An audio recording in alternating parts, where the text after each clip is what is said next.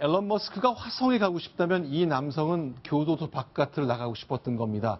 한 무기수가 했었던 일인데요. 마지막 담을 넘는 탈옥 이야기를 지금부터 나눠보겠습니다. 손수 변호사, 네. 자, 보시는 장면은 영화군요. 그렇습니다. 유명한 영화죠. 쇼생크 탈출이라는 영화인데 여기에서도 이제 20년간 이제 망치로 벽을 뚫어가지고 이제 감옥에서 탈출하는 그런 주인공의 모습이 나옵니다. 지금처럼 이제 기어서 나오는 건데요. 네.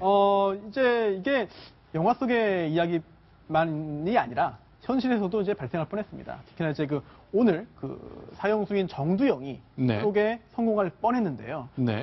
올해 나이가 47살입니다. 그리고 지난 1999년부터 2000년까지 약 1년 가까이 이제 영남 지역과 대전 등지에서 23건의 강도 살인 생각을 벌여서 총 9명이 살해됐고요. 또 이제 다친 사람들도 굉장히 많이 있었습니다. 그 결과 이제 2000년 12월이었는데 네. 고등법원에서 이제 사형을 선고받고요. 상고를 하지 않아서 상고했다가 포기하면서 확정됐기 때문에 지금 이제 사형수로 있는데 사형 집행이 안 된 상태였고요. 그러던 중에 오늘 이번에 탈옥을 시도했고 그 내용이 보도가 됐습니다. 자, 돈을 마음껏 쓰고 싶어서 나는 범행을 저질렀다. 2000년 동아일보 기사를 보니까 그런 제목이 붙었던데요.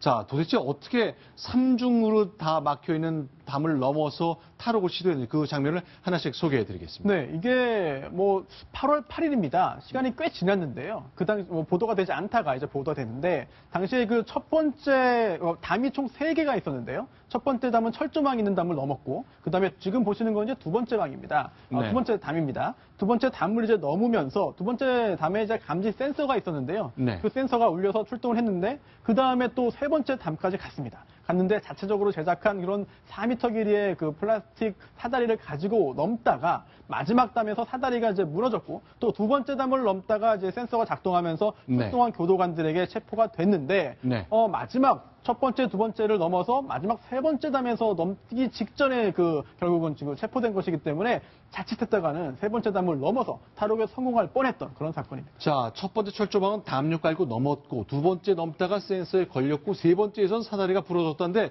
제일 궁금한 게 아니 사형수로 사실상 무기징역을 살고 있는 이 사람이 이 철제 사다리를 어떻게 구했을까요? 누가 도와준 거 아닙니까? 그러니까 4m 길이의 사다리였다고 그러는데 네. 사실은 우리 손수 변호사가 마지막 저게 만약에 부러지지 않았으면 넘어서 성공했을 거라고 했는데 저 마지막 담은요 6m예요.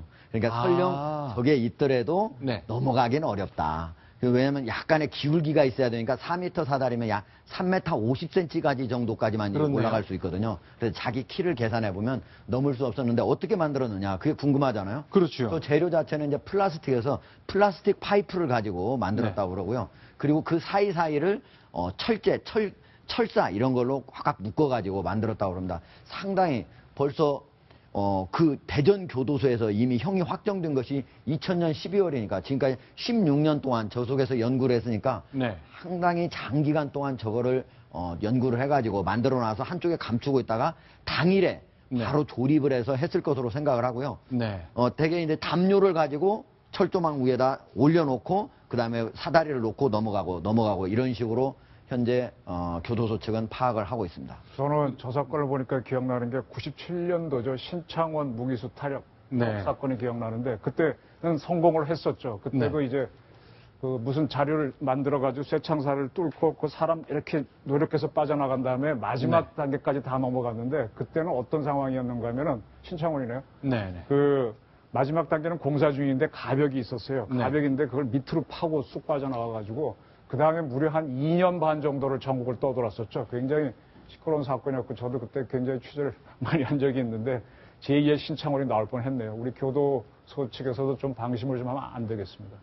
실제로 교도관들 분들은 아침 상황이라 이제 한 사람당 맞는 사람도 많고 여러 가지 좀 어려움이 있었다고 설명하시거든요. 그 대목 짧게 준비해봤습니다. 들어보겠습니다.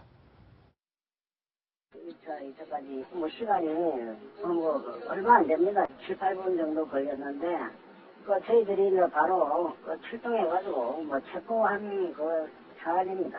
작업 제도로 쓰이는 플라스틱 파이프입니다. 그런 종류의 작업 재료가 많다 보니까 재료 속에 이렇게 언닉하고 있다가 창밖으로 던져가지고 이제 나간 걸로 알고.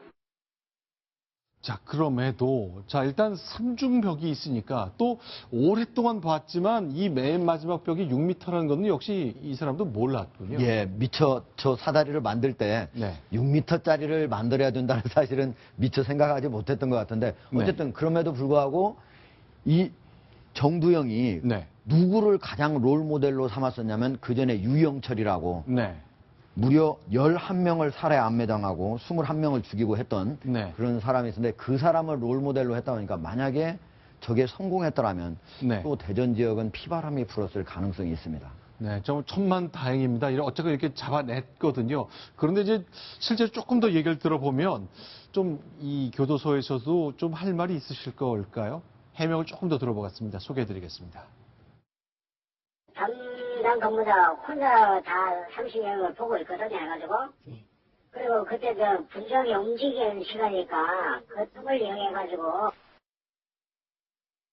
규정당국은 좀 긴장 바짝 해야 되겠네요, 손소 변호사님. 그렇습니다. 그렇지 않아도 교정본부에서 이제 그 네. 대전교도소의 그런 그 관계자들을 이제 그 철저히 조사해서 문제가 있을 시에는 문책을 하겠다라는 방침을 이제 그 내보였는데요. 사실 뭐 형사적으로 처벌 가능하느냐 여부를 떠나서 제대로 된 그런 그 감시 업무를 하지 않아서 이렇게 사다리를 만들도록 했다는 것 자체만 해도 사실은 누군가는 일을 제대로 하지 않았다고 볼 수밖에 없거든요. 네. 그런 부분에 있어서 누가 어떠한 일을 잘못해서 이렇게까지 탈옥 직전까지 갔는지 뭐 명백히 밝혀가지고 책임질 사람은 책임을 져야 될 것 같습니다. 알겠습니다. 자, 지금까지 5가지 소식 봤습니다. 자, 이정훈 편집위원 또 여기서 인사를 드리겠습니다. 고맙습니다. 자, 이번엔 6번째 소식입니다. 지금 긴박한 국회 상황 정리해드리겠습니다. 순위 확인합니다.